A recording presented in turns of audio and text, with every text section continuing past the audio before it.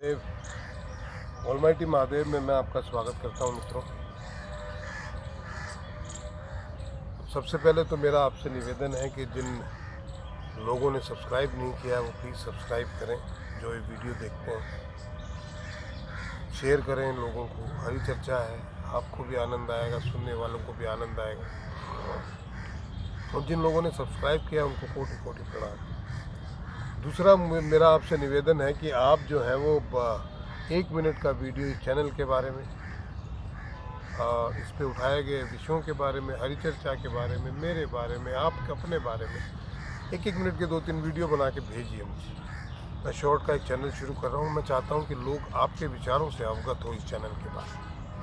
आप ही की वीडियो डालें, ये कीजिए। आज एक बड़ी विचित्र बात हुई।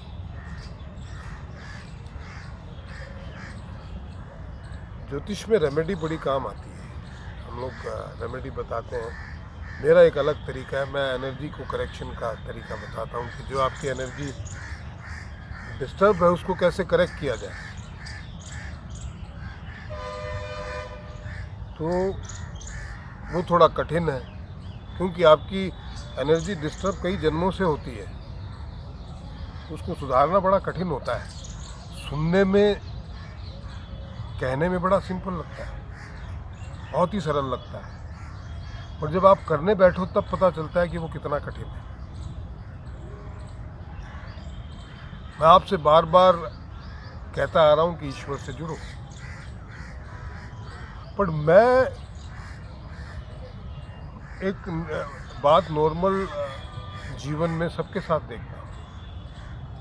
हर आदमी को ये लगता है कि वो ईश्वर से जुड़ा हुआ है।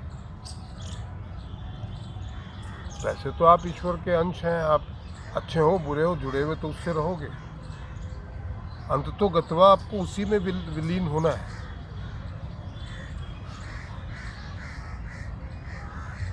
बट अगर वैसे देखा जाए, बूंद का अपना अस्तित्व होता है। सागर में तो बहुत सारी बूंदें होती हैं, और बूंद कहती है कि मैं सागर से जुड़ी हुई हूँ। इस बात को कैसे मान लिया जाए?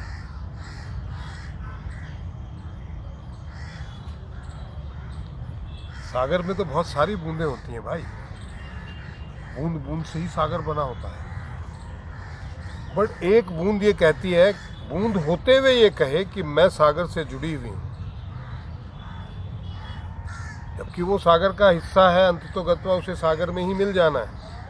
बूंदें गिर गिर के फिर वो नदी का प्रवाह बनता है और नदी सागर में मिल जाती है। लेकिन बूंद होते हुए आप कहो कि मैं सागर से जुड़ी हुई हूँ, इस बात पे विश्वास कैसे किया जाए? क्योंकि ये सत्य है ही नहीं। जब तक आपका अस्तित्व है तब तक ईश्वर का अस्तित्व आपके जीवन में हो नहीं सकता। ईश्वर का आपके जीवन में अस्तित्व हो, उसके लिए आपको स्वयं को खत्म करना पड़ेगा।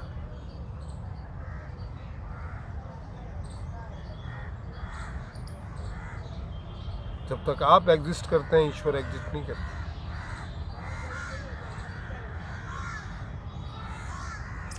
ये बात पता नहीं कितनों को समझ में आती है। मैंने, हो सकता है ये पहले भी कभी कही हो, पर लोग कहते हैं हम भी एग्जिस्ट करते हैं और ईश्वर भी हमारा एग्जिस्ट करता है और हम ईश्वर से जुड़े हुए हैं। तो वो किसको धोखा दे रहे हैं? ईश्वर को तो धोखा दे नहीं सकते, और दूसरों को आप धोखा दे के कर भी क्या लोगे?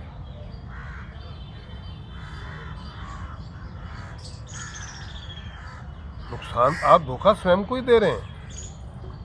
मुझे कहोगे मैं ईश्वर से जुड़ा हूँ, मैं मान लूँगा हाँ भैया जुड़े हुए हो, ठीक है, मेरा क्या बिगड़ेगा उसमें? बट जुड़े हुए नहीं है ये, उसके बावजूद आपको ये वहम है कि आप जुड़े हुए हैं, तो नुकसान आप ही का है।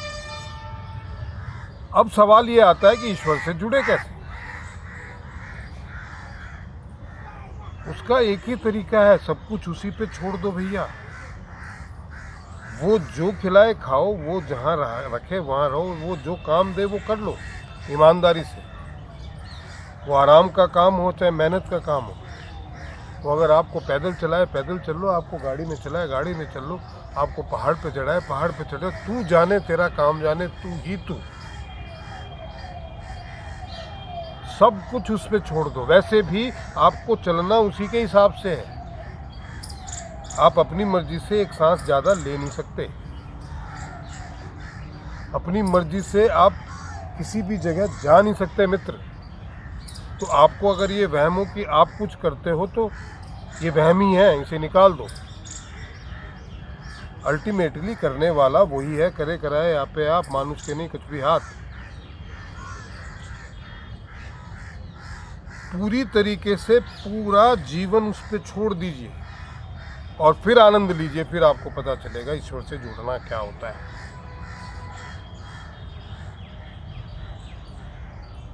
आप उससे जुड़ेंगे, उस पर छोड़ेंगे तो वो भी आप पे बहुत कुछ छोड़ेगा। आप उससे जुड़ेंगे तो वो भी आपसे जुड़ेगा। आप सारी चीज़ें उसी पे छोड़ देंगे तो वो ही करेगा, और वो हर चीज़ करेगा, हर वो चीज़ करेगा जो आपके लिए आवश्यक है, ना कि आपको जिसकी आवश्यकता है। आपको ये भी पता नहीं है कि आपके लिए अच्छा क्या है बुरा क्या है, लेकिन उसे पता है आपके लिए अच्छा क्या है, और वो जो करे उसमें प्रसन्न रहो। इसे कहते हैं ईश्वर से जुड़ना। मुझे उम्मीद है, क्योंकि बहुत देर तक बहुत सारी बातें करने में सार नहीं है। सार की बात करनी चाहिए। साधुता को जानिए जाको सूप सुभाए, सार सार जो गही लय थोथो दे उड़ाए। तो इधर उधर की बातें करना उसमें सार नहीं है। सार की बात यह है कि surrender to God, leave it to him. Surrender ये होता है कि तू जाने तेरा काम जाने। खिलाएगा तो खाएंगे, नहीं खिलाएगा तो नहीं खाएंगे, जो काम दे देगा वो कर लेंगे। रैदास जी चप्पलें गांठते थे, तो इसका मतलब वो ईश्वर से जुड़ नहीं पाते। यानी बहुत से, क्योंकि वो कर्म तो उनके पिछले जन्मों के कर्मों के हिसाब से उनको मिला है, और जुड़ा तब भी ईश्वर से जा सकता है। राजा से लेके रंग तक जिसने भी अपने आप को ईश्वर को समर्पित कर दिया, उस पर छोड़ दिया, वो स्वयं ईश्वर का पार्ट बन गया, ईश्वर ही बन गया। उसे आज तक लोग पूजते हैं। इस बात से उस व्यक्ति को कोई फर्क नहीं पड़ता कि कोई उसे पूजता है या गालियां देता है। वो गालियों को भी ईश्वर की मर्जी समझता है और पूजने को भी ईश्वर तुझे ही पूजा जा रहा है। ये आनंद की अनुभूति होती है। आशा आपको मेरी बात समझ में आई होगी। प्लीज़ सब्सक्राइब कीजिए, शेयर कीजिए, कमेंट कीजिए और कंट्रीब्यूट ज़रूर कीजिए भैया। और 1 मिनट का अपना वीडियो बना के मुझे भेजिए। महादेव।